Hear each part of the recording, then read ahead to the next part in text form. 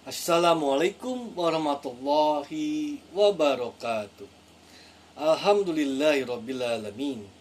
Innal hamdalillah nahmaduhu wa nasta'inuhu wa astaghfiruhu wa na'udzu billahi min syururi anfusina wa min sayyiati a'malina. May yahdihillahu fala mudhillalah wa man yudlilhu fala hadiyalah. Asyhadu an la ilaha illallah wahdahu la syarikalah wa asyhadu anna Muhammadan abduhu wa rasuluh la nabiyya ba'da. Allahumma sholli ala Muhammad wa ala ali Muhammad. Ya ayyuhalladzina amanu taqullaha haqqa tuqatih wa la tamutunna illa wa antum muslimun. Rabbana zalamna anfusana wa illam taghfir lana wa tarhamna lanakunanna minal khasirin. Subhanallah wa bihamdihi subhanallahil azim. La ilaha illa anta subhanaka inni kuntu minadh-dhalimin. Hasbunallahu wa ni'mal wakil, ni'mal maula wa ni'man nasir. Allahumma sholli ala Muhammad wa ala ali Muhammad. Subhana rabbika rabbil izzati amma yasifun, wassalamun ala mursalin, walhamdulillahi rabbil alamin. Ibadallah, inna allaha malaikatahu yushollu ala nabi. Ya ayyuhalladzina amanu shollu alaihi wa sallimu taslima. Qala Allahu ta'ala fil karim, a'udzu billahi minasyaitonir rajim. Bismillahirrahmanirrahim. Qul huwallahu ahad, Allahus samad, lam yalid wa lam yulad wa lam yakul lahu kufuwan ahad. Shadaqallahul azim. Raditu billahi rabbah wa bil islami dinah wa bil muhammadin nabiyya wa rasulah. Ya rabbana walakal hamdu hamdan katsiran thayyiban mubarakan fihi, amma ba'du. Tema ceramah kita kali ini adalah perhatian Islam terhadap kesehatan badan. Para ikhwan wa akhwat rahimakumullah, segala puji bagi Allah Ta'ala, Tuhan yang Maha Penyayang, yang menciptakan manusia dalam bentuk yang sebaik-baiknya. Dialah yang membekali kita dengan akal untuk memahami petunjuk, hati untuk membedakan kebaikan dan keburukan, serta tubuh yang kuat agar kita mampu menjalani hidup dan menunaikan ibadah dengan semaksimalnya. Sholawat dan salam semoga senantiasa tercurah kepada Nabi Muhammad SAW, utusan agung yang ditunjuk untuk menyempurnakan akhlak dan menuntun umat manusia menuju jalan kebaikan. Beliaulah yang menanamkan pentingnya menjaga amanah, termasuk merawat tubuh dan kesehatan, agar setiap insan mampu menjalani hidup dengan penuh tanggung jawab. Semoga kesejahteraan juga tercurah kepada keluarga beliau, para sahabat, serta umatnya, dan senantiasa menjaga sunnah dan meneruskan risalahnya hingga hari kiamat. Penceramah mengajak diri sendiri dan seluruh jamaah sekalian untuk senantiasa menumbuhkan sikap takwa kepada Allah Subhanahu wa Ta'ala dalam setiap aspek kehidupan.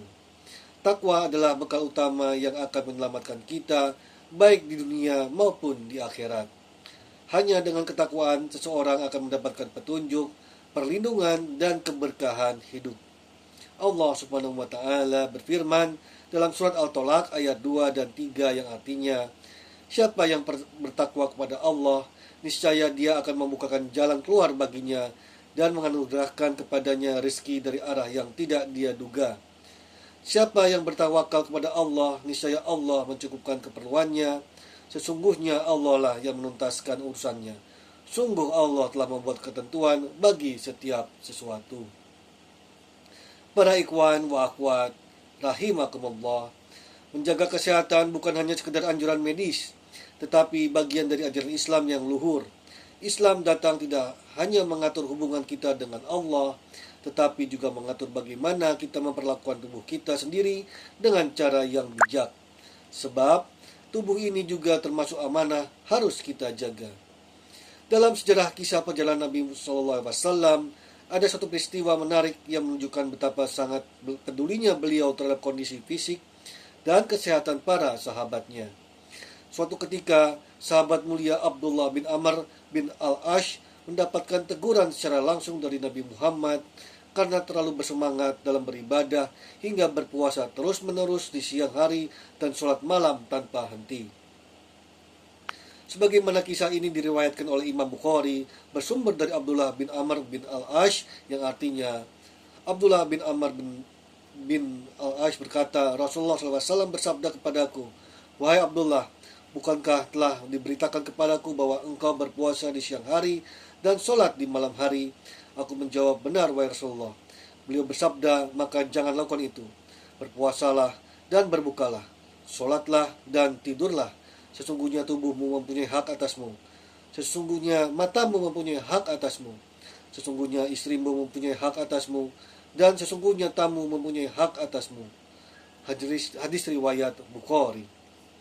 Para ikhwan wa akhwat rahimakumullah, Ibnu Batal dalam kitab Syarah Sahih Bukhari jilid 4 halaman 119 menjelaskan makna yang terkandung dalam hadis tersebut dengan mengutip pendapat dari Al-Mudhalab bahwa tubuh manusia memiliki hak yang tidak boleh diabaikan.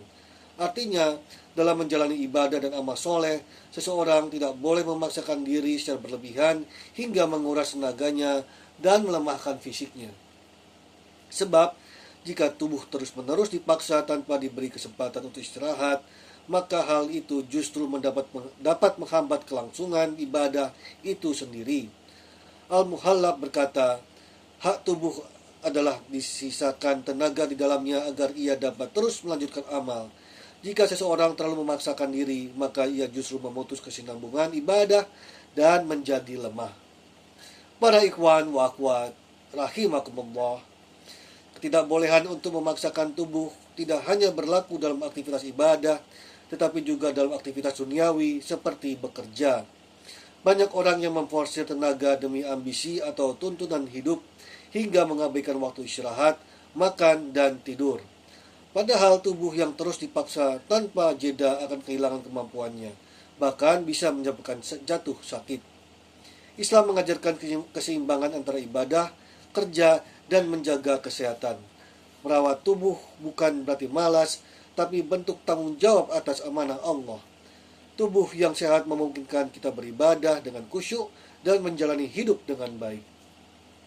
Para ikhwan wa akhwat rahimakumullah, selain memberi waktu istirahat yang cukup bagi tubuh, Islam juga mengajarkan kita untuk makan dari sumber yang halal dan baik. Makanan yang sehat bukan hanya menjaga fisik agar tetap kuat, tapi juga menjaga hati dan pikiran tetap jernih. Sebagaimana di dalam Al-Quran surah Al-Baqarah ayat 168, Allah berfirman yang artinya, "Wahai manusia, makanlah sebagian makanan di bumi yang halal lagi baik dan janganlah mengikuti langkah-langkah setan. Sesungguhnya ia bagimu merupakan musuh yang nyata." Para ikhwan wa akhwat rahimakumullah, menjaga kesehatan adalah bagian dari tanggung jawab kita sebagai muslim. Tubuh yang sehat memudahkan kita beribadah dan berbuat baik. Islam mengajarkan keseimbangan hidup, termasuk menjaga pola istirahat dan mengkonsumsi makanan yang baik lagi halal. Maka jagalah kesehatan sebagai bentuk syukur atas nikmat Allah. Demikian, terima kasih. Syukran. Barakallahu li wa lakum fil Qur'anil azim. Jazakumullah katsiran. Wabillahi taufiq wal hidayah. Ihdinas siratal mustaqim. Wallahu muwaffiq ila aqwamit thoriq. Wassalamualaikum warahmatullahi wabarakatuh.